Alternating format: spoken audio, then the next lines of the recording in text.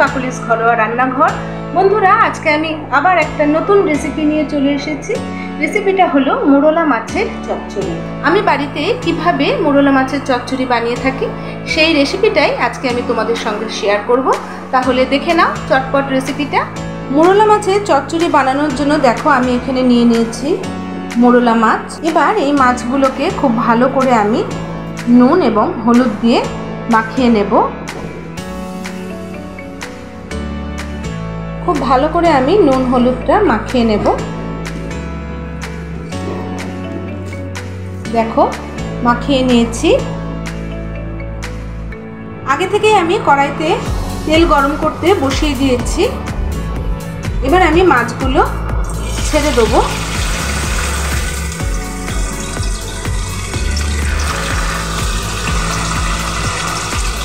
কড়া করে ভাজবো না, উল্টে পাল্টে আমি মাছগুলোকে ভেজে নেব। মাছগুলো ভাজা হয়ে গেছে, এবার আমি তুলে নেব। দেখো সমস্ত মোরলা মাছগুলো আমি ভেজে নিয়েছি। এবার কড়াইতে আমি আরও কিছুটা পরিমাণে তেল আমি দিয়ে দেব।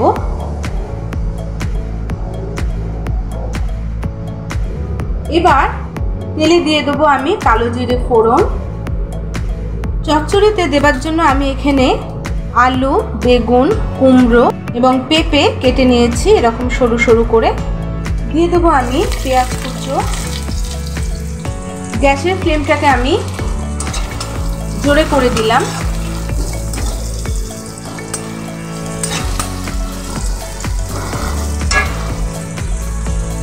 দিয়ে দেবো চিড়ে রাখা কাঁচা লঙ্কা।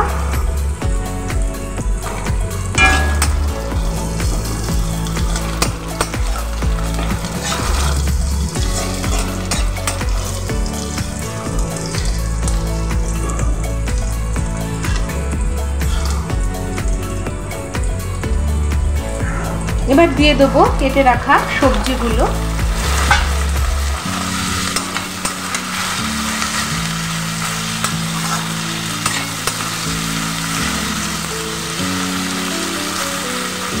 দিয়ে দেবো লবণ, হলুদ, নুন হলুদ দিয়ে ভালো করে ভেজে নেওয়ার পর এবার দিয়ে দেবো আমি জিরের গুঁড়ো, সামান্য দেব ধনের গুঁড়ো, দিয়ে আবার আমি ভালো করে সবজির সঙ্গে ভেজে নেব।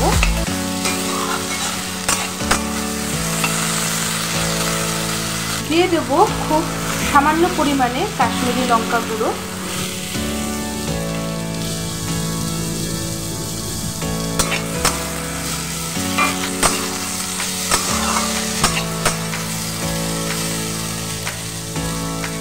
এবার আমি দিয়ে দেব থেতো করে রাখা রসুন।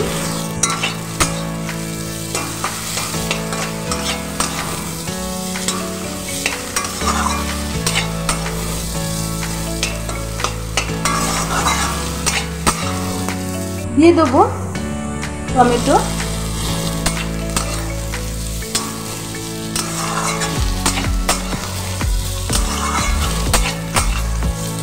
দিয়ে এবার কিছুক্ষণ একটু আমি ঢাকা দিয়ে রাখবো। ঢাকনাটা সরিয়ে দেখব। খুব সুন্দর একটা গন্ধ বেরিয়েছে। দেখো মশলার সঙ্গে সবজিটা খুব ভালো করে ভাজা ভাজা হয়ে গেছে। এবার আমি জল দিয়ে দেব।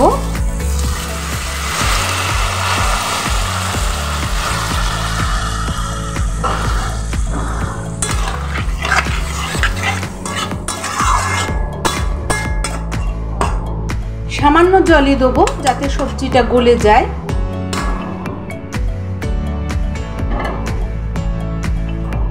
দেখো চচ্চড়িটা গামাখা হবে। আবার আমি কিছুক্ষণের জন্য ঢাকা দিয়ে দেব।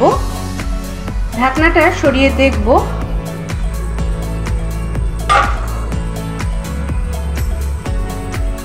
এখন আমি মোরলা মাছগুলো দিয়ে দেব।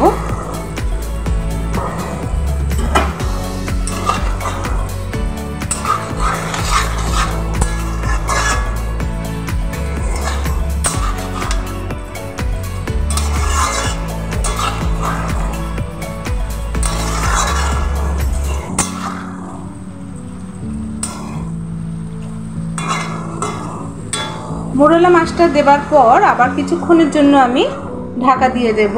ঢাকনাটা সরিয়ে দেখব। এখন আমি দিয়ে দেব সামান্য পরিমাণে চিনি, খুবই সামান্য।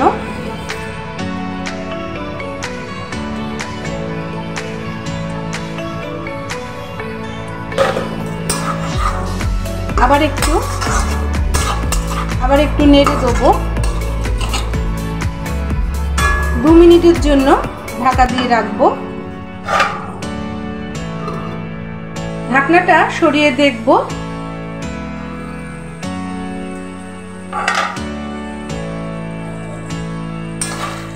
হয়ে গেছে আমার। এবার আমি নামিয়ে নেব।